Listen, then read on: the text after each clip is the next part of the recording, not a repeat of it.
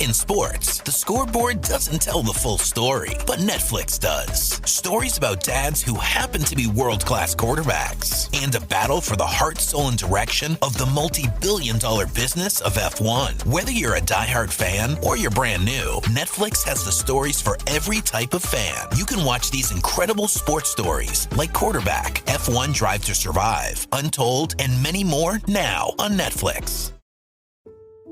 If you've been feeling overwhelmed with anxiety lately, try listening to a guided meditation on the Meditation for Anxiety podcast. Meditation is a proven, natural way to help you calm down and dissolve stress so you can feel lighter and happier. So subscribe for free today to the Meditation for Anxiety podcast by searching for Meditation for Anxiety on your favorite podcast player. This is Optimal Relationships Daily, episode 1951. Can you find your soulmate later in life? By Dr. Diana Kirschner of loveinninetydays.com. Hello, everybody, and welcome back to ORD for a Saturday episode. I'm your host and narrator, Greg Audino, and I'm really happy to have you here today as we prepare to share the work of Dr. Diana Kirschner, who this time will be discussing what it looks like to search for love later in life, and why there is a lot of optimism and possibility to be found in this pursuit. So let's get into it now and start optimizing your life. Can you find your soulmate later in life? By Dr. Diana Kirschner of loveinninetydays.com. The biggest lie about age that women still believe is that men are not attracted to older women. That if you're single and hit your 50s, 60s, or 70s, it's next to impossible to get a great guy for companionship, fun, or real romance. When most of us ask, can you find your soulmate later in life? We think, no, it just won't work. When you see yourself as old, invisible, and undesirable, you walk around thinking, I am just too old, too over the hill for love. However, it's just bull. Can you find your soulmate later in life? Yes, with better dating tools. Look, my team and I have worked with tens of thousands of women from around the world. The fact is that older women need better dating and relationship tools to make love work. In particular, with coaching, women of any age can overcome the biggest lie about age and create a beautiful love relationship. For example, one of my awesome dating coaches actually married at age 70. And she has a wonderful time with her amazing hubby. Seeing is believing, as they say. So let's look at another successful woman who found love later in life. Can you find your soulmate later in life? A true first-person account. Several years ago, my cousin Johnny gave me a Mr. Wonderful doll for Christmas. I had no idea what a hit Mr. Wonderful was making around the country. He was a hunky male who, when his palm was pressed, uttered phrases like, "Let's just cuddle tonight," or, "Actually, I'm not sure which way to go. I'll turn in here and ask for directions. Honey, why don't you just relax and let me make dinner tonight?" Or, "Can your mother stay another week?" Funny, huh? Not really. Obviously. I didn't have a Mr. Wonderful, nor was one coming anytime soon. What's wrong with just cuddling or asking for directions or making dinner? Forget the one about my mother staying for another week. Even I would have to veto that. I felt like if I had a guy who came home and said, "Honey, you've been on my mind all day, that's why I brought you these flowers," I would be his adoring slave forever. Of course, that would be after he brought me back to my consciousness. But as we know, men and women are just wired differently. Love mentoring and Brenda. Then I signed up for coaching. And I have to say, my love mentor has challenged me in a lot of ways. She's told me that the biggest lie about age that women still believe is nonsense. Perhaps she's right. Maybe it's not so much about being a male or a female of a certain biological age. Maybe it's more about finding the person who makes life a little easier, a little more fun, a little more meaningful. Finding the person you can't wait to share your piece of news with, or the person who makes you feel completely content just sitting next to him. As you know, I'm writing this in my 60s. I've been independent for 16 years, sometimes happily so, and sometimes reluctantly. I don't think that I ever lost that joy for life, the ability to wake up happy every morning and look forward to whatever the day brings. I don't think being single made me think my life was terribly lacking in any way. But doesn't a great love bring us closer to our higher selves? When I was 18, I read Gibran, and his writing on sorrow really stuck with me. In fact, it's been my mantra for life.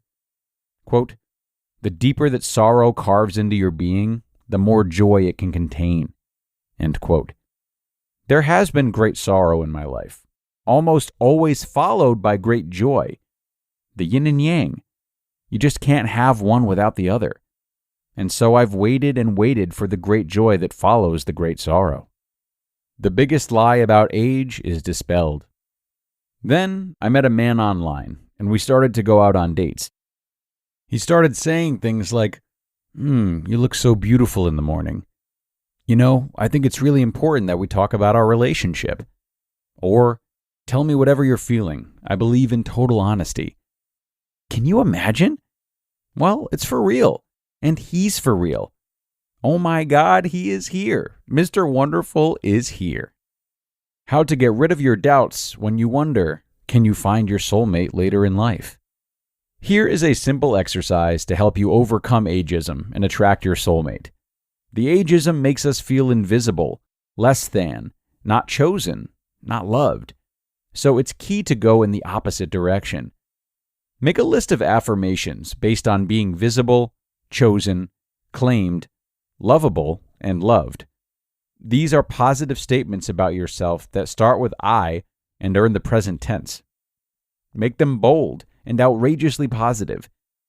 Write them out, and as you do so, imagine that you are your ideal attractive self. Begin each sentence with, I am. I am the vivacious vixen who is visible, seen, and appreciated. I am chosen as the special beloved. I am the hot mama who is claimed by an adoring partner. I am a fully lovable and loving woman.